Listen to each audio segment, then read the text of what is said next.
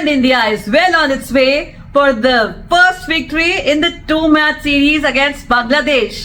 Hello and welcome to Cricket Flavors everyone. अगर आपको मेरी अटायर देखकर, मेरा हुलिया देखकर कुछ सरप्राइज लग रहा है तो well I have to tell you first of all happy Onam everyone.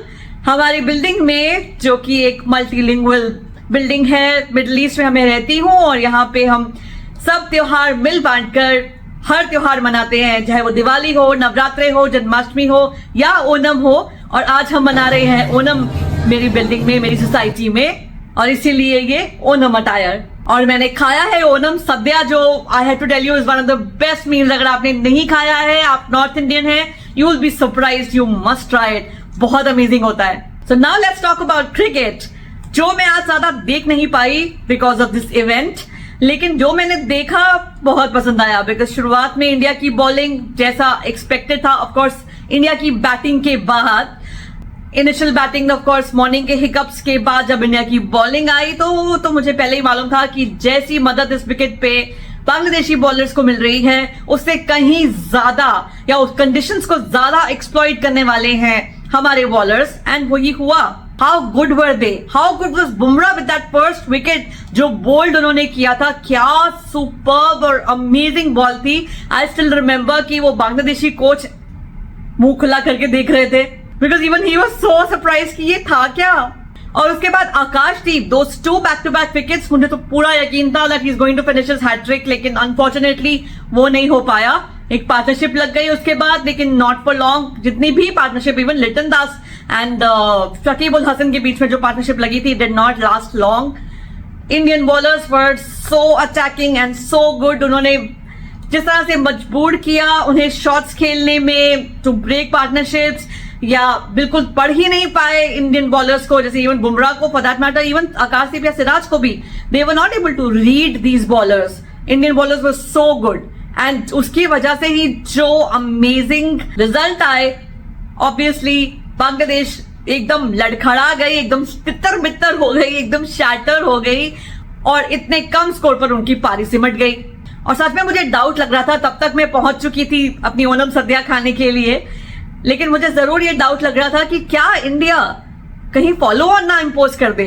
क्योंकि इन सिचुएशन में ऐसा भी हो सकता है कि जब 150 रन के अंदर पहले ही एक पारी पूरी खत्म कर चुके हैं बांग्लादेश की, तो another 150 run and you can still win right with the innings. तो इनिंग्स रिपीट हो जाता, लेकिन डाउटफुल था. समझ में आ रहा था कि I think Rohit Sharma would like कि थोड़े और रन्स हो बोर्ड पे. जितना स्कोर बांग्लादेश ने किया है उतना ही और स्कोर कर लें तो शायद डिक्लेयर कर दें, क्योंकि वो एक बहुत अच्छा स्कोर होगा. लेकिन जो भी होगा, ये मैच 5th डे पे तो बिल्कुल नहीं जा रहा है. It is getting over. Maybe tomorrow, most likely tomorrow, but if not tomorrow then day after for sure. 4th day पे तो डेफिनेटली खत्म हो रहा है. वो भी आई डोंट थिंक कि फर्स्ट सेकंड सेशन से ऊपर जाने वाला है.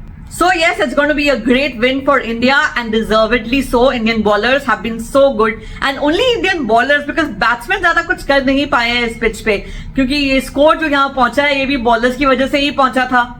और अभी भी इनिशियल विकेट्स इंडिया ने लूज कर दी हैं. Kohli, I am so upset with him. Across the line खेलने की क्या जरूरत थी. He could have just played with a straight bat. He could have just done his job. अच्छे से कर लेते यार. अगर थोड़ा और टाइम टिक जाते क्रीज पे तो फिर उसके बाद डे का प्ले तो खत्म हो ही रहा था.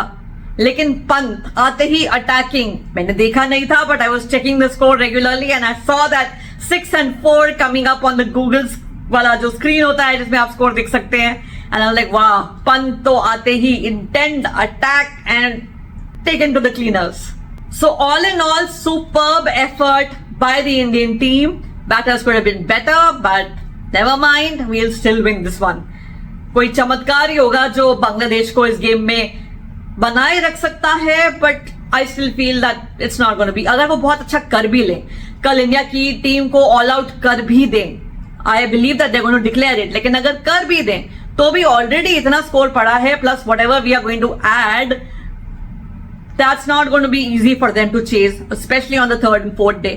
Another reason why India would have opted to, bat and not impose the follow on, because अगर बाई चांस ऐसा हो जाता कि ये लोग थोड़ा सा जो भी टोटल है वो बना देते और इंडिया को फिर बैटिंग करनी पड़ जाती, तो फोर्थ डे पे बैटिंग बहुत मुश्किल हो जाती. For that reason I believe it was good that they chose to not impose the follow on.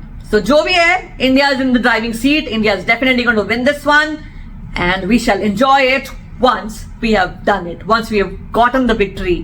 So happy Onam everyone again. I hope you enjoyed this video. If you did, do like and subscribe to my channel. Have a great day everyone. Bye bye.